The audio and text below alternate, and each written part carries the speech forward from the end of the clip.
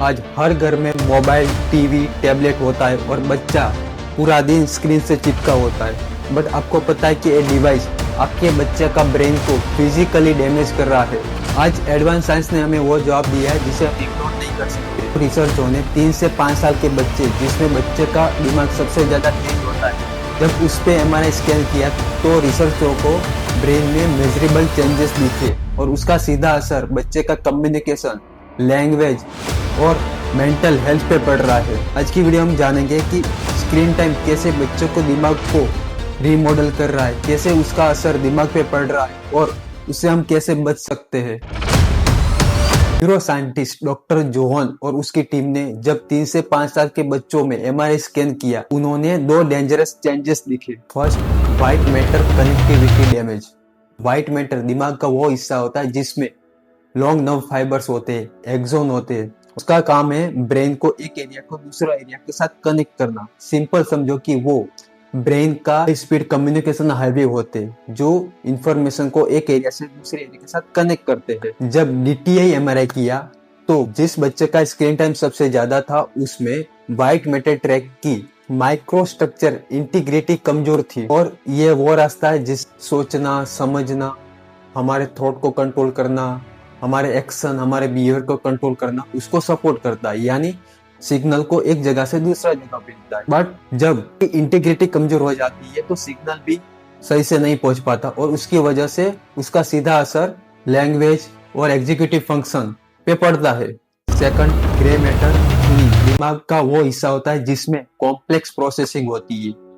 तो स्कैन से पता चला कि high screen time associate with lower cortical thickness, यानी ग्रे मैटर की डेंसिटी कम थी और ये उस एरिया में देखा गया कि जो अर्ली रीडिंग, अटेंशन और कॉम्प्लेक्स मेमोरी के लिए बहुत ही ज्यादा जरूरी है। कम्युनिकेशन और स्पीच पे असर। एक्सेसिव पैसिव स्क्रीन टाइम से दिमाग का वो हिस्सा जो स्क्रीन को देखता है, विजुअल कॉर्टेक्स, वो ओवर स्टिमुलेट हो जाता है क्योंकि बच्चा सिर्फ इमेज और फास्ट विजुअल देख रहा होता है और उसका सीधा असर ऑडिटरी कॉर्टेक्स जो स्पीच, लैंग्वेज और सोशल क्लू को समझने के लिए बहुत ही ज्यादा जरूरी है, उस पर पड़ता है क्योंकि बच्चों को रियल लाइफ इनपुट बहुत ही ज्यादा कम मिलता है और उसकी वजह से उसका सीधा असर लैंग्वेज डिले, मतलब बोलना लेट सीखना, पुअर वोकेबलरी, पुअर कम्युनिकेशन दिखा गया है।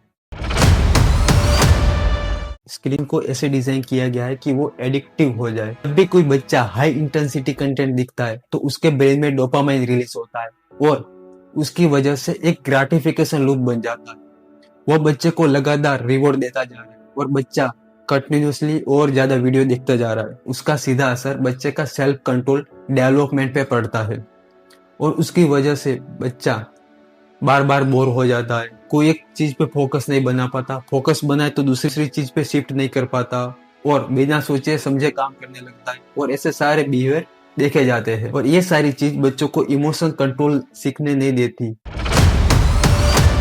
Third, cognitive depth. Executive function impairment जैसे प्लानिंग करना, फोकस करना, मेमोरी। स्क्रीन टाइम की वजह से वो सारी चीज स्लो डेवलप होती है। Sleep architecture control. बच्चा रात को मोबाइल देखता है तो उसमें से ब्लू लाइट निकलती और ब्लू लाइट की वजह से जो मेलाटोनिन हार्मोन होता है जो स्लीप के लिए बहुत ही ज्यादा जरूरी होता है उसको दबा देता है और उसकी वजह से बच्चे की जो स्लीप साइकिल होती है वो बिगड़ जाती है और उसका सीधा असर बच्चे का बिहेवियर, उसका अटेंशन, उसके मेमोरी पे पड़ता है। लैंग्वेज और speech delay. Passive screen time जो direct face to face interaction होता है उसको रिप्लेस कर देता है। इसी फेस इंटरेक्शन से बच्चा एक्सप्रेसिव लैंग्वेज, स्पीच, वोकैबुलरी सीखते हैं और जिस बच्चे में ज्यादा स्क्रीन टाइम होता है उस बच्चों में लैंग्वेज डिले होना यानी लेट बोलना सीखना, स्पीच एरर आना, जैसे कि अक्षरों को क्लियर नहीं बोल पाना, ऐसी दिक्कतें दिखी जाती है। तो आपको ये तो पता चल गया होगा कि स्क्रीन कैसे बच्चों का दिमाग को खराब करता है,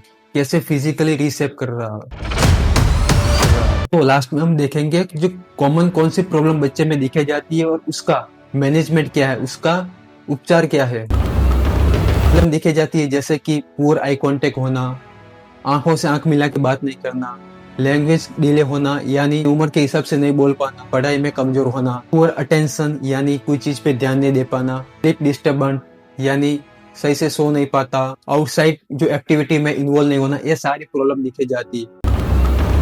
लेकिन आप इसको रिप्लेस कर सकते हो और अपने बच्चे का जो दिमाग को डैमेज होने से बचा सकते हो। पहले तो आप बच्चे का जो स्क्रीन टाइम है उसको लिमिट कर दो, कम कर दो।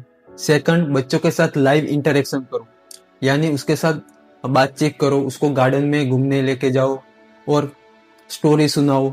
खाते टाइम मोबाइल को अवॉइड। जब भी बच्चा खेल रहा होता है तो आपको भी मोबाइल यूज नहीं करना, आपको भी उसके साथ खेलना है, पार्टिसिपेट करना है। सोते टाइम भी बच्चे को मोबाइल बिल्कुल नहीं देना है। और आपको यह भी ध्यान रखना है कि बच्चे मोबाइल में क्या कंटेंट देख रहे हैं, क्योंकि कुछ कंटेंट ऐसे होते हैं जो बच्चों को जो स्पीच लैंग्वेज को भी डिले कर सकते हैं, रिवर्स कर सकते हैं। मोबाइल कितने घंटे देखना सेफ है, तो आप ये WHO जो वर्ल्ड हेल्थ ऑर्गेनाइजेशन है उसने गाइडेंस निकाली है, उससे हिसाब से फॉलो करोगे तो बच्चों को ऐसे कोई दिक्कत नहीं आएगी।